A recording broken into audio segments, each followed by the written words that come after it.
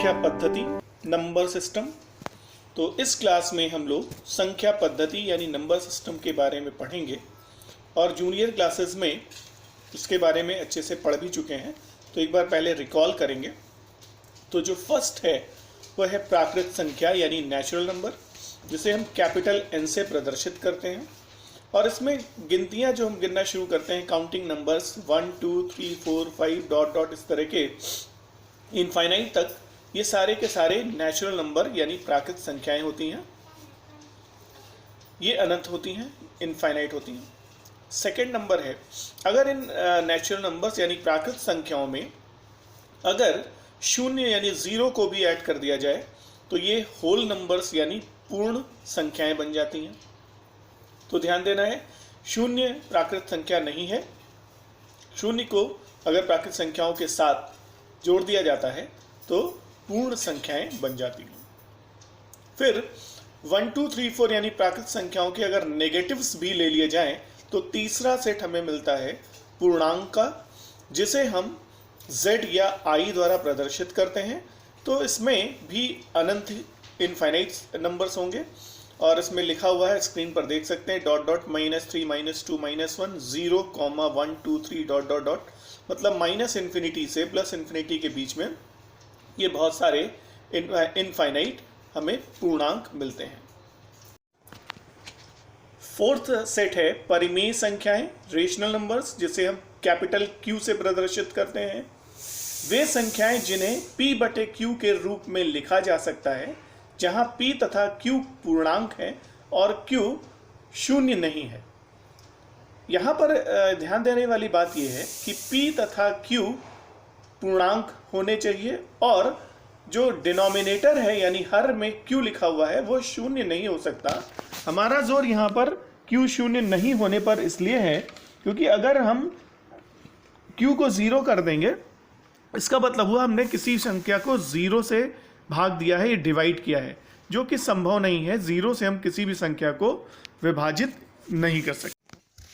A number which can be expressed as P/Q where P and Q are integers and Q is not equals to 0 is called a rational number. Examples ले लेते हैं। First example है 2/3। इसको अगर compare करें P/Q form से तो P equals to 2 है और Q इक्वल्स टू 3 है।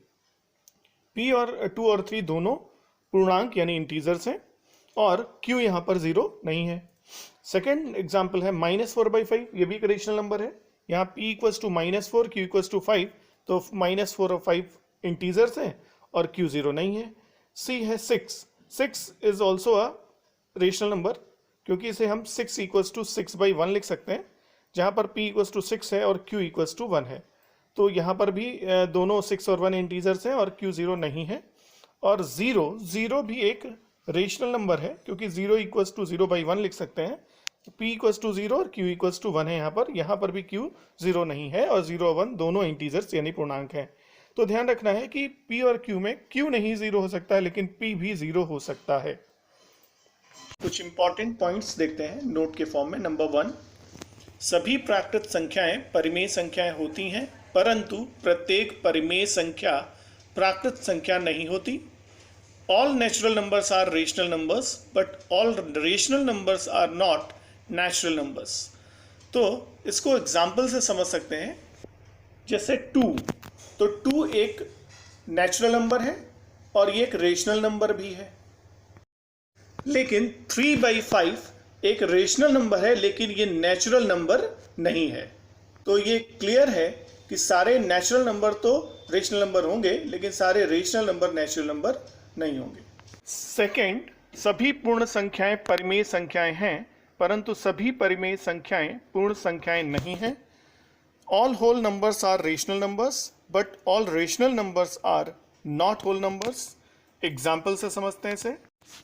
0 एक होल नंबर है और ये रेशनल नंबर भी है, लेकिन 3/4 ये एक रेशनल नंबर तो है, लेकिन ये होल नंबर नहीं है। तो ये क्लियर हो गया कि जो होल नंबर हैं वो सारे के सारे रेशनल हैं, लेकिन सारे रेशनल होल नंबर्स नहीं हैं। थर्ड पॉइंट, सभी पूर्णांक परिमेय संख्याएं हैं, परंतु सभी परिमेय संख्याएं पूर्णांक नहीं हैं।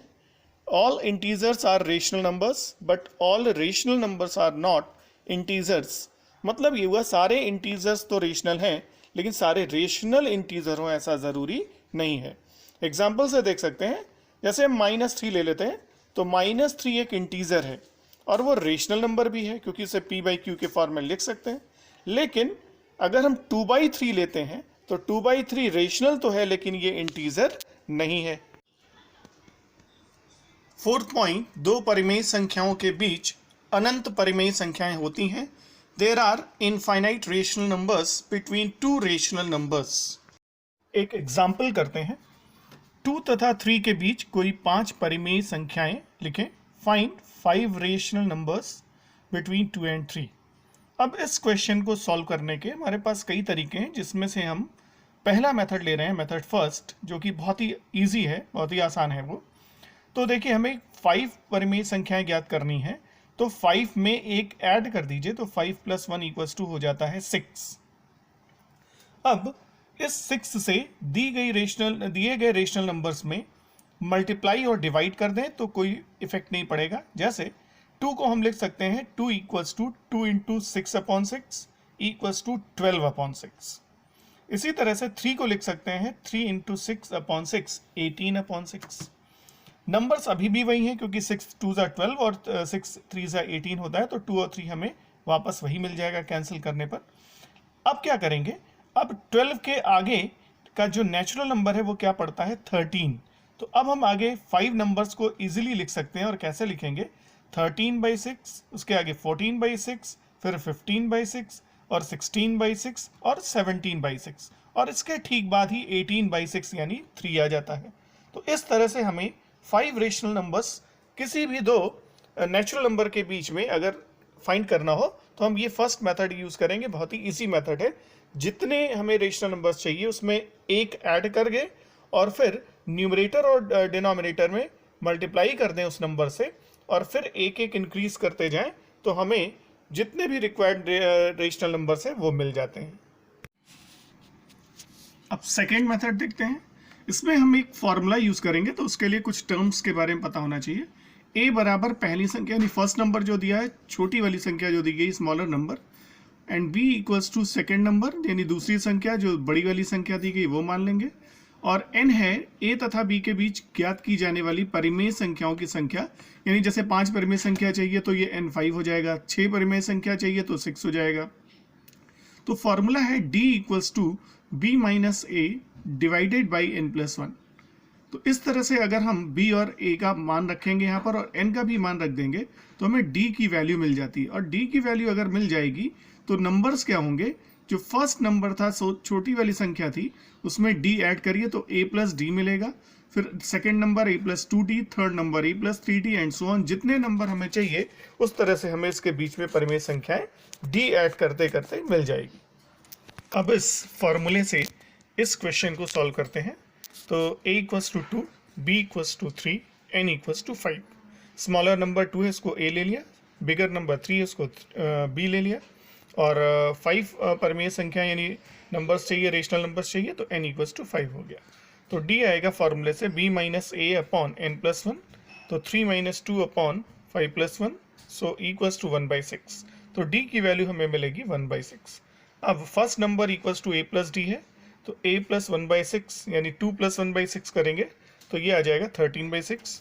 फिर सेकेंड नंबर था a + 2d, तो 2 + 2 × 1/6 कर देंगे, तो एलसीएम ले लेंगे तो 6 × 2 = 12, 12 + 2 14/6 आ जाएगा। इसी तरीके से थर्ड नंबर लेंगे 2 + 3d, तो सॉल्व करेंगे तो आएगा 15/6। Fourth number = 2 + 4d = 16/6। Fifth number = 2 + 5 × d यानी 5 × 1/6 = 17/6।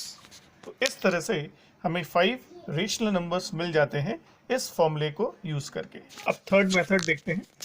इसमें हमें क्या करना होगा कि जो भी गिवन नंबर्स हैं दो, उनको ऐड करके हाफ कर दें, फिर जो आएगा उसमें से फर्स्ट और सेकंड नंबर को ऐड करके हाफ करें, और इस तरह से अगर कंटिन्यू करेंगे तो हमें रेशनल नंबर्स मिल जाते हैं। जैसे एक इसी एग्जाम्पल को समझ लेते हैं। 2 तथा 3 के बीच में हमें 5 रेशनल नंबर चाहिए, तो फर्स्ट नंबर हो जाएगा, दोनों को ऐड किया 2 + 3 तो 5 आएगा, 5/2 यानी 5/2 हमें थर्ड नंबर मिल गया। फिर हम 5/2 और 2 को ऐड करते हैं, तो 2 + 5/2 ऐड करेंगे तो मिलेगा 9/4। तो इस तरह से हमें सेकेंड नंबर मिल जाता है 9/4। फिर थर्ड पर आते हैं, तो थर्ड में हम 3 को और 5/2 को ऐड करके हाफ कर देते हैं, तो जब ये ऐड करके हाफ करेंगे तो हमें मिलेगा 11/4। फिर हमें फोर्थ नंबर चाहिए, तो 2 और 9/4 को ऐड करके हाफ कर देंगे तो ये मिल जाएगा हमें 17/8। और फिफ्थ नंबर के लिए 11/4 और 3 को ऐड कर लेंगे तो हमें मिल जाएगा 23/8। तो इस तरह से हमें 5 रेशनल नंबर्स 2 और 3 के बीच में मिल जाते हैं। इसको एक डायग्राम के थ्रू समझें तो और आसानी से समझ सकते हैं। तो देखिए, हमने एक नंबर लाइन बनाई है, उस पर 2 नंबर्स लिखे हैं 2 और 3, फिर उनको ऐड करके हाफ कर दिया तो ठीक बीच में 5/2 मिल जा रहा है। अब 5/2 और 2 को ऐड करके हाफ कर देंगे तो 9/4 मिल जाएगा, और इसी तरह से 5/2 और 3 को ऐड करके हाफ करेंगे तो हमें 11/4 मिल जाएगा। फिर 2 और 9/4 को ऐड करके हाफ कर देंगे तो हमें 17/8 मिल जाएगा, और इसी तरह से 11/4 और 3 को ऐड करके हाफ करेंगे तो 23/8 मिल जाता है। तो इस तरह से हमें 2 और 3 के बीच में 5 रेशनल नंबर्स 17/8, 9/4, 5/2, 11/4, 23/8 ये हमें 5 रेशनल नंबर्स 2 और 3 के बीच में मिल जाते हैं। इस तरह से हम कोई भी मेथड अप्लाई करके किसी भी दो रेशनल नंबर्स के बीच में कई रेशनल नंबर्स फाइंड कर सकते हैं। तो जो मेथड इजी लग रहा है आप उसको यूज़ कर सकते हैं। NCERT एक्सरसाइज 1.1 क्वेश्चन नंबर 1 अगर देखें तो उसमें दिया हुआ है, पूछा गया है कि क्या शून्य एक परिमेय संख्या है। तो ये तो ऑलरेडी पहले ही बता चुके हैं आपको इसमें लेक्चर में कि 0 एक परिमेय संख्या होती है और p/q के रूप में इसको लिख सकते हैं, जहाँ पर p = 0 और q = 1 आता है। तो इस तरह से फर्स्ट क्वेश्चन हो जाता है। सेकंड में पूछा गया 3 और 4 के बीच में 6 परिमेय संख्याएं बताई ज्ञात कीजिए।